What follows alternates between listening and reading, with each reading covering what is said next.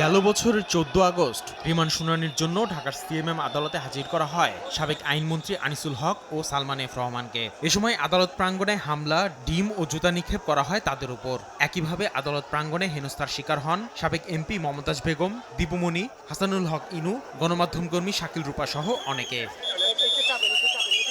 রাজনীতিবিদদের পাশাপাশি আদালতের বাইরে হামলা হয়েছে অর্থ আত্মসাতের অভিযোগে অভিযুক্ত বিএসবি গ্লোবাল নেটওয়ার্কের চেয়ারম্যান খায়রুল বাশার সহ অন্যান্য মামলার আসামিদের উপরও। নিরাপত্তার স্বার্থে আদালত প্রাঙ্গণে সেনাবাহিনী ও বাড়তি পুলিশ মোতায়েন করা হলেও হিমশিম খেতে হয় তাদের। শীর্ষ সন্ত্রাসী সুব্রত বাইন ও সাবেক প্রধান বিচারপতি এবিএম খায়রুল হককে হাজিরের ক্ষেত্রে নিরাপত্তার চাদরে ঢেকে ফেলতে হয়েছে পুরো আদালত প্রাঙ্গণ। নিরাপত্তা ঝুঁকির কারণে আমাদেরকে অনেক ফোর্স ডিপ্লয় করতে হয় এবং এক্ষেত্রে দেখা যায় যে অনেক ক্ষেত্রে জনগণের একটা জনরোষও থাকে। নিরাপত্তা ঝুঁকি মোকাবেলার ক্ষেত্রে আদালতের এই পদক্ষেপ এটা খুবই গুরুত্বপূর্ণ।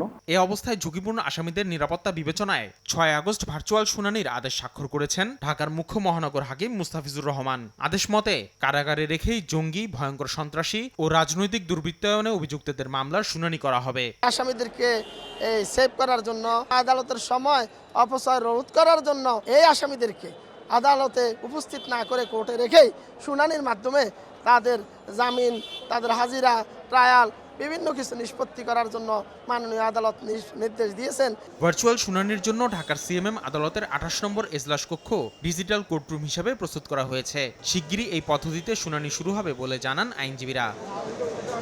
আসিফ মোহাম্মদ সিয়াম, সময় সংবাদ, ঢাকা।